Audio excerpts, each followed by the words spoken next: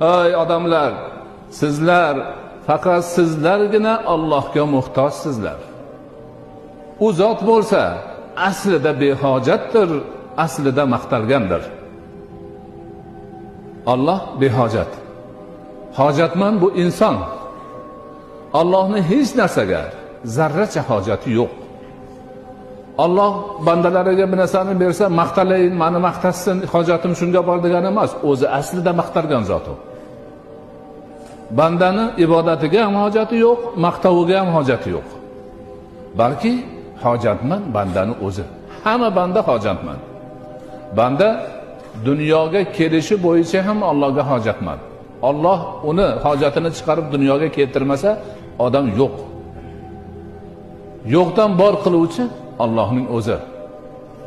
Alloh bandani yo'qdan bor qilib, ota-onasidan tug'dirib bor ketaver demaydi.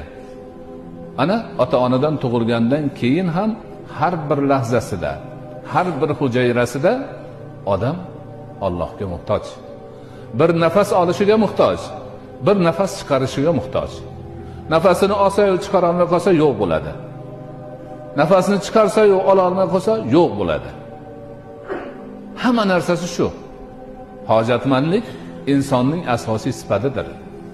Behojatlik insonni yaratgan zot Allohning asosiy sifatlaridan bir sifatdir.